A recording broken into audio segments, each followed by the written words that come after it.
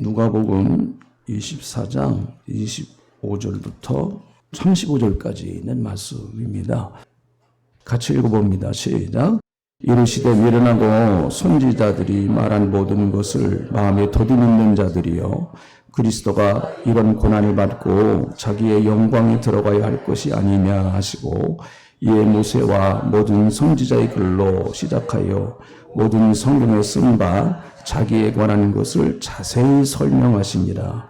그들이 가는 마을에 가까이 가매 예수는 가려 하는 것 같지 아니하시니, 그들이 강건하여 이르되 우리와 함께 유하사이다. 때가 저물어가고 날이 이미 기울었나이다 하니, 이에 그들과 함께 유하러 들어가시더라. 그들과 함께 음식 잡으실 때 떡을 가지사 축사하시고 떼어 그들에게 주시니, 그들의 눈이 밝아져 그인 줄 알아보더니 예수는 그들에게 보이지 아니하는지라. 그들이 서로 말하되 길에서 우리에게 말씀하시고 우리에게 성경을 풀어주실 때에 우리 속에서 마음이 뜨겁지 아니하더냐 하고, 곧 그때에 일어나 예루살렘에 돌아가 보니 11 제자 및 그들과 함께한 자들이 모여 있어 말하기를 주께서 과연 살아나시고 시몬에게 보이셨다 하는지라. 두 사람도 길에서 된 일과 예수께서 떡을 떼심으로 자기들에게 알려지신 것을 말하더라. 아멘. 오늘 이 본문 말씀을 보면 엠마오로 내려가는 두 제자의 모습이 나와요. 두 제자의 모습. 한 사람의 이름은 18절에 있는 말씀 보세요. 그 한 사람의 이름을 누가는 말합니다. 18절. 그 한 사람인 글로바라고 하는 사람이에요. 글로바. 두 사람이 예루살렘에서 엠마오로 내려가는데 한 사람의 이름은 글로바예요. 한 사람은 나오지 않습니다. 근데 성경학자들은 대부분 이렇게 두 사람일 경우에는 가족일 경우가 많다, 이렇게 얘기를 합니다. 만약 그 말이 맞다고 하면 자기 부인일 수도 있고 아니면 자기의 자녀일 수도 있어요. 뭐 어떤 사람이든 어쨌든 두 사람이 예루살렘에서 엠마오로 내려가는데, 물론 내려갈 수 있겠죠. 그런데 이들이 내려가는 모습이 너무 처량한 거예요. 왜 내려가는가 하면 이들은 한때 예수님을 열정적으로 따라다니던 주님의 제자들이었습니다. 열정적으로 주님 앞에 헌신하려고 했던 그런 주님의 제자들이었어요. 그런데 예수님이 십자가에서 못 박히셨다라고 하는 그 사건 앞에 그들은 낙심하고 절망해서 이제 모든 것이 다 끝났나 보다. 자기가 그토록 따라다니던 그리스도, 자기가 그토록 정말 믿음으로 따라다니던 그리스도가 십자가에서 맥없이 돌아가시는 그 모습을 바라보면서 그들은 예루살렘에서 엠마오로 내려갑니다. 그들이 내려갈 때 그들의 모습은 아주 처량했습니다. 17절에 있는 말씀 한번 보시죠. 그들은 어떤 모습을 하고 내려갔는가?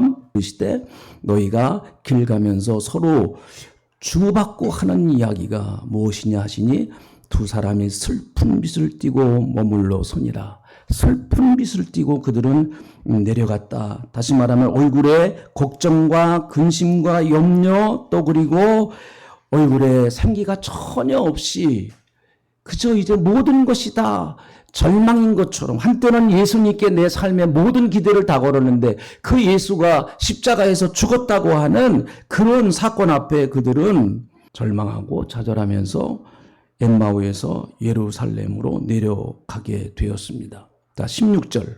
또 그들의 모습은 어땠는가 하면, 자, 16절 같이 읽어보시죠. 그들의 눈이 가려져서 그인 줄 보지 못하였다. 그들의 눈이 탁 가려져 버렸어요. 사실 예수님이 그들과 동행하고 있음에도 불구하고 그들은 예수님이 동행하시는데 그 예수님조차도 알지 못하게 눈이 가려져 버렸습니다. 참 안타까운 이야기죠. 여러분, 우리 예수 믿는 사람들이 만약에 이런 모습으로 우리의 삶을 살아간다고 하면 너무나 비극적인 거 아니겠어요? 예수님이 나와 같이 하심에도 불구하고 나는 여전히 걱정하고 있습니다. 나는 여전히 근심하고 있고 내 얼굴에는 수색이 떠나가질 않습니다. 세상이 다 끝난 것처럼 그렇게 좌절하고 절망하고 있고 이제는 모든 것이 다 허물어진 것, 내 인생이 마치 다 허물어진 것처럼 그렇게 아무것도 안 보여요. 눈에 아무것도 안 보입니다. 그저 절망만 보이고 좌절만 보이고 고통만 보입니다. 예수님이 안 보여요. 이게 엠마오로 내려가는 사람들의 모습입니다. 예루살렘에서 엠마오로 내려가는 사람들의 모습인 것이죠. 아까 말씀드렸던 것처럼 이들도 한때는 열렬하게 주님을 추종했던 추종자였습니다. 다시 말하면 한때 첫사랑에 정말 예수님께 감격했던 그 첫은혜에 감격했던 그런 감격이 있었던 사람들이었었다는 것이죠. 여러분, 예루살렘이라고 하는 것은 어떤 것입니까? 예루살렘이라는 말 자체는 평화의 성읍이라는 뜻이죠. 샬롬이란 말이 예루살렘. 샬롬이란 말이 평화란 말이죠. 우리 이스라엘 나라의 인사는 샬롬, 평화란 말이에요. 그리고 예루살렘이란 말이 평화의 도시라는, 평화의 성, 평화의 마을, 그런 뜻이에요. 샬롬, 예루살렘이란 말이에요. 그 평화의 곳, 평화의 장소. 이것은 마치 예루살렘은 이스라엘 백성들에게 있어서는 하나님의 품과 같습니다. 하나님의 품을 상징하는 것과 같아요. 그래서 그들은 예루살렘을 사랑합니다. 시편에서도 보면 예루살렘의 평안을 빌라 예루살렘을 사랑하는 자는 복이 있다. 그렇게 말씀하고 계세요. 단순히 여러분 그것은 어떤 지리적인 예루살렘, 어떤 한 지역으로서의 예루살렘을 의미하는 것만은 아닙니다. 예루살렘을 사랑하는 자는 복이 있다는 얘기는 하나님을 사랑하는 자는 복이 있다고 하는 것에 대한 상징적 표현이에요. 그 예루살렘, 그들은 예루살렘을 떠나서 지금 엠마오로 내려가고 있습니다. 하나님의 임재가 강력하게 임하는 그 성전이 있는 곳, 그 예루살렘. 그래서 그들은 성전을 너무너무 사모했습니다. 멀리 떨어져 있었음에도 불구하고 성전을 너무 사모했어요. 어떤 한 사람이 성전에 들어가서 성전에 제비가 있는 것을 보았습니다. 하나님, 나는 저 성전에 제비가 있는 것, 차라리 나는 제비가 되어서 저 성전에서 그저 머물러 있는 제비처럼 나는 그렇게 좀 살고 싶습니다. 하나님의 성전에 머물러서 살고 있는 저 제비가 나는 부럽습니다. 그렇게까지 고백을 하고 있습니다. 그것은 어떤 장소적인 의미가 아니라 하나님, 나는 평생 하나님 품 안에서 하나님과 같이 살고 싶습니다. 라고 하는 그런 신앙의 고백이죠. 이런 고백이 저와 여러분의 고백이 되시기를 주의 이름으로 축복합니다. 할렐루야. 하나님 품 안에서 평생 살아가는 복. 엠마오로 내려가는데 이 엠마오라고 하는 뜻은 무슨 뜻인가 하면 따뜻한 샘이라고 하는 뜻이에요. 따뜻한 샘. 온천이라는 뜻입니다. 온천이라는 뜻. 이 온천이라고 하는 것은 따뜻한 곳입니다. 몸을 따뜻하게 하고 그리고 또 아주 우리의 몸을 부드럽게 풀어주는 곳입니다. 그런 면에서 육신적으로 보면 대단히 안락하고 좋은 곳 아니겠습니까? 편안한 곳이고 그런 곳 아니겠습니까? 그런데 여러분 우리가 육신적으로는 그런 것들이 좋을 수 있지만은 그것을 우리가 영적으로 바라본다고 하면 우리의 영적 생활이 마치 온천에 푹 담겨져 있는데 육신처럼 그렇게 다 몸이 풀어져 버려가지고 그 아무 말도 못해요. 그러면요. 그때 만약에 누가 쳐들어온다고 그러면 어떻게 하겠습니까? 온천에서 푹 몸을 잠그고 있는데 적군이 쳐들어온다든지 강도가 쳐들어온다든지 그럼 속수무책으로 당할 것 아니겠습니까? 육신의 쾌락의 온천, 또 육신의 안락함과 평안의 온천. 혹시 여러분과 저의 신앙이 예루살렘, 그 당시에 왜 이 두 사람들이 예루살렘에서 엠마오로 내려갔을까요? 예루살렘은 어떤 장소입니까? 그 당시에 예수 그리스도께서 십자가에 못 박히신 그 고난의 현장이란 말이죠. 고난의 현장이에요. 그 고난의 현장에 그들은 두려웠기 때문에 혹시 우리도 예수님처럼 잡혀서 십자가에 못 박히는 거 아닌가?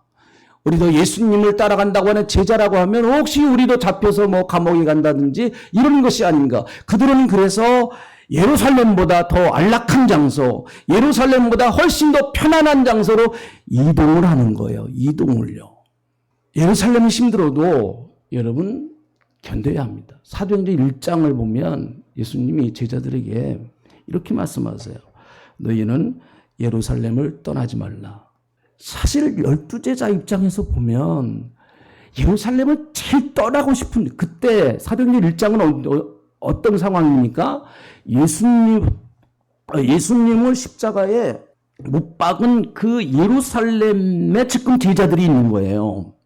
아니 성령을 기다려도 좀 저 베들레헴에 가서 기다리라든지 아니면 그들의 고향인 나사렛이라든지 또 갈릴리라든지 그곳에 가서 기다리라고 그러면은 마음 편하게 좀 기다릴 수 있지 않겠습니까? 그런데 예수님은 너희는 예루살렘을 떠나지 말라라고 말씀하세요. 성령이 오실 때까지 예루살렘을 떠나지 말라 말씀하세요. 아니 예수님 좀 다른 곳에 가서 기다리면 안 될까요? 왜 이렇게 하필 가장 위험하고 가장 고난이 많은 이 자리에서 예수 믿는 사람들을 잡으려고 지금 1800년을 뜨고 지금 잡으려고 하는 사람들이 많은데 어떻게 이곳에서 기다리라고 하십니까? 그렇게 얘기하고 싶을 거예요. 근데 예수님은 예루살렘 떠나지 말라 그렇게 성령이 오실 때까지 그 성령을 받고 떠나라 이렇게 말씀하세요. 성령을 받고 떠나라. 그런데 그때에 부활하신 예수님이 찾아오셔서 그들을 만나주십니다. 만나시는 얘기가 쭉 이제 이렇게 나와요. 예수님과 그들과 대화하는 얘기가 나오고, 그리고 또한 그들과 함께 예수님이 같이 식사 자리에, 예수님은 사실 가시다가 헤어지시려고 그러셔서 다른 아마 목적지가 있으셨던 것 같아요. 자, 28절. 그들이 가는 마을에 가까이 가매 예수는 더 가려고 하시지 않았다. 그렇게 말씀하죠. 그런데 그들이 강권하여서 예수님을 자기 집으로 데려갑니다. 아직도 이때까지 여러분 이분이 예수님인지 몰랐어요. 이분이 예수님인지 몰랐습니다. 자, 그리고 그러니까 예수님이 강권해서 하니까 예수님이 그들과 함께 그 집에 들어가셔서 함께 음식을 잡수십니다. 그 음식을 축사하셨어요. 자, 31절에 있는 말씀 보세요. 31절, 32절 같이 한번 읽어보겠습니다. 31절, 32절 같이 읽어봅니다. 시작. 그들의 눈이 밝아져 그인 줄 알아보더니 예수는 그들에게 보이지 아니하시는지라. 자, 그들의 눈이 밝아져 그인 줄 알아보았다. 예수 그리스도, 이분이 예수님이시구나. 우리에게 말씀을 전해주신 분이 예수님이시구나. 그들은 그때서야 비로소 예수님이 예수님인 걸 알았어요. 자기와 함께 동행하는 한 나그네가 그분이 예수님인 걸 알았습니다. 그리고 나서 32절에 있는 말씀 보세요. 자, 오늘 이 말씀 가장 중요한 핵심적인 말씀이에요. 같이 읽어봅니다. 시작. 그들이 서로 말하되 길에서 우리에게 말씀하시고 우리에게 성경을 풀어주실 때 우리 속에서 마음이 뜨겁지 아니하더냐 하고, 자, 뜨거워진 사람들이, 마음이 뜨거워진 사람들이 33절 곧 그때에 일어나 예루살렘으로 돌아갔다라고 말합니다. 마음이 뜨거워진 사람들이 예루살렘으로 가는 거예요. 여기서 여러분 그 32절에서 뜨겁다라고 하는, 마음이 뜨겁다라고 하는 말의 헬라어는 카이오라고 하는 말인데요. 여기서 이 말의 문법은 수동태로 쓰여졌어요. 수동태로. 불타다, 불태우다. 이 단어가 그렇게 능동태가 아닌, 그러니까 자기들이 결심해서 속에서 불을 지핀 것이 아니고 이것은 외부에서 불이 들어온 거예요. 외부에서 불이 들어온 거예요. 그러니까 이 불은 누가 주신 건가 하면은 자기들이 어떤 은혜 받아서 다시 한번 힘을 내자 이런 게 아니고, 여러분 예수님이 말씀하실 때 그들에게 불이 들어간 거예요. 그래서 그들을 불태운 거예요. 그러니까 다시 말하면 결심으로 돌이킨 게 아닙니다. 그들이 이래도 안 되겠다. 야, 우리가 예수님 만났으니까 예루살렘으로 돌아가자. 이거 우리 잘못했네. 그들의 결심도 물론 있었겠지만 그 결심만 가지고 되는 게 아니에요. 여러분, 신앙생활은 우리의 결단과 우리의 헌신과 노력, 그것도 대단히 중요합니다. 그러나 그것만 갖고 되는 거 아니에요. 신앙은요, 불이 들어와야 돼요. 외부에서 불이 들어와야 돼요. 그래서 나를 불태워야 됩니다. 뜨거워져야 돼. 뜨거워져야 돼. 이거는 인간의 힘으로 안 돼요. 보니까 안 되더라고요. 저도 목회하는데 뜨거워지려고 부단히 결심도 하고 뭐도 해봤지만 이게 하나님의 은혜가 오고 성령이 역사하시고 그래야 내 심령이 뜨거워지는 거예요. 이게 기독교와 다른 종교와 다른 점입니다. 그리스도인의 능력은 자기 안에서 나오는 능력이 아니에요. 그리스도인의 능력은 그래서 성령을 받아라 그렇게 말씀하잖아요. 능력을 받아라 그렇게 말씀하잖아요. 은혜를 받아라 그렇게 말씀하지 않습니까? 오늘 그런 은혜를 받으시기를 축원합니다. 할렐루야. 이거는 내게서 나오는 힘이 아니에요. 그래서 오늘 이 본문 말씀을 보면 32절에 보니까 우리에게 성경을 풀어주실 때에, 풀어주실 때, 이 풀어주신다고 하는 말에 헬라어는 구체적으로 잘 설명해서 알려준다. 그런 뜻이에요. 그 설교와 같은 거죠, 여러분. 그러니까 여러분들이 혼자 성경을 읽으시는 것보다 이렇게 말씀을 듣고, 그런 뜻이구나. 또 말씀을 성경 공부를 한다든지, 그럼, 그렇구나. 이렇게 여러분들이 알잖아요. 그것과 같은 거예요. 말씀을 풀어주실 때에 우리 속에서 마음이 뜨겁지 아니하더냐 그렇게 말합니다. 그러니까 이것은 어떤 잠시 잠깐의 흥분된 마음으로 뜨거워진 게 아니고 말씀이 안으로 들어가니까 그 말씀이 불이 되어서 나를 뜨겁게 한 거예요. 그래서 말씀은 불이에요. 말씀은 불입니다. 예레미야 23장 29절에 있는 말씀을 한번 보겠습니다. 같이 읽어봅니다. 시작. 여호와의 말씀이라 내 말이 불 같지 아니하냐 바위를 쳐서 부스러뜨리는 방망이 같지 아니하냐. 여러분 어떤 순간에 하나님의 말씀, 이 말씀이라고 하는 자체가 로고스잖아요. 로고스가 레마가 될 때 이 말씀이 다시 말하면 이 로고스화된 것은 로고스는 그냥 보편적으로 누구에게나 다 주시는 말씀이에요. 이게 성경은 누구에게나 다 믿는 사람이나 믿지 않는 사람 똑같이 주죠. 그런데 이 로고스인 말씀이 설교자들이 말씀을 선포할 때라든지 아니면은 또 내가 성경 말씀을 읽을 때라든지 할 때 어떤 순간에 이것이 레마가 되어서 내 심령으로 확 들어와 버립니다. 그러면 이것이 불이 돼버려요. 불이. 그래서 말씀을 읽다가 사람이 변화되고 말씀을 읽다가 사람이 달라지고 말씀을 읽다가 사람이 달라지고 설교 말씀을 듣다가 운명이 바뀌고 그게 그거예요, 여러분. 그러니까 예레미야가 여러분 이 하나님의 말씀에 불을 받았어요. 말씀에 불을 받았습니다. 그런데 예레미야서를 읽어보면 참 재밌어요. 저는 선지자 가운데서 제일 불행했던 선지자 가운데 한 사람이 예레미야라고 생각해요.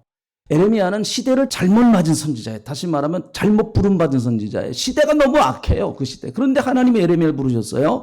예레미야를 부르셔서 하나님이 이스라엘 백성, 유대 민족에게 말씀을 전하시는 게 뭔가 하면 그 당시에 막 이제 유대 나라가 망하려고 하는 때고 바벨론이 막 쳐들어옵니다. 느부갓네살 왕이 쳐들어와요. 그런데 예레미야는 이렇게 얘기를 합니다. 여러분, 우리나라는 망합니다.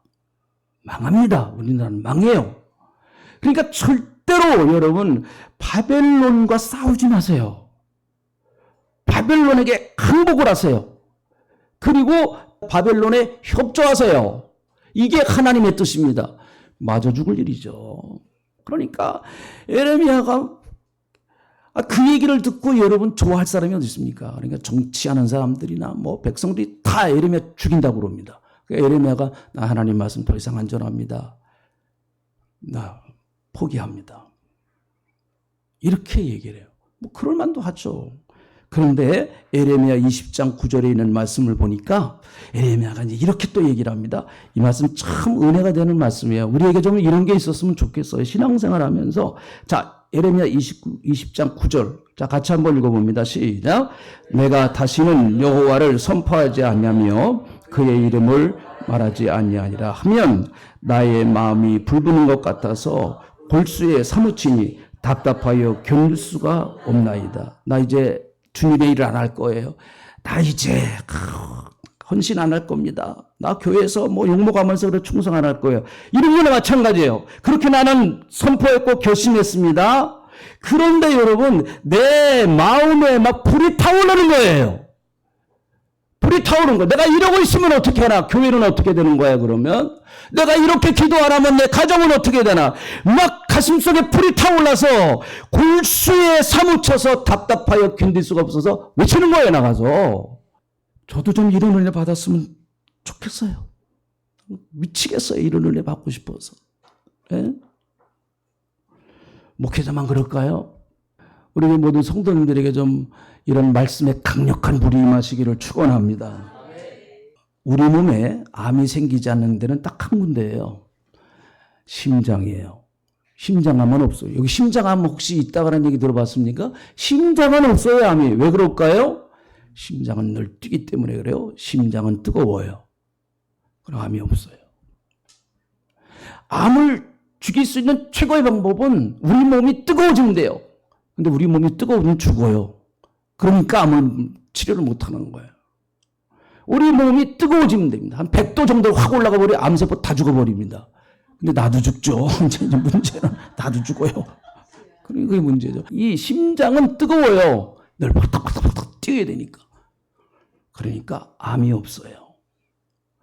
여러분, 교회가 뜨거우면요, 교회 문제 다 사라져버립니다. 여러분의 신앙이 뜨거워지면요, 악한 영, 흑암의 권세, 질병의 권세, 온갖 악한 영과 흑암의 권세 다 떠나갈 줄로 믿습니다. 기도하겠습니다. 하나님 고맙습니다. 우리 오늘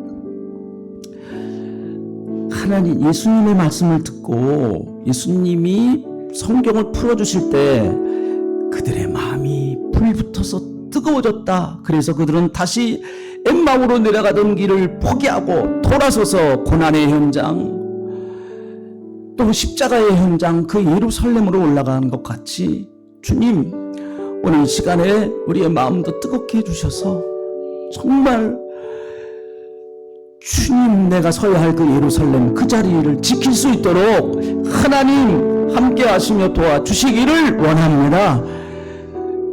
에레미야가 그 뜨거움이, 말씀의 뜨거움이 골수에 사무쳐서 내가 여호와를 선포하지 않을 수 없다고 말했던 그 에레미야에게 주셨던 은혜를 저에게도 주시고 우리 성도님들에게도 허락해 주셔서 세상에 나가 예수님만이 살 길이라고, 예수님만이 구원자라고, 예수님만이 우리를 천국으로 인도하실 분이라고, 예수님만이 당신의 청단 행복이라고 전할 수 있는 저와 우리 성도님들 다 되게 하여 주시옵소서. 예수님의 이름으로 기도하옵나이다. 아멘.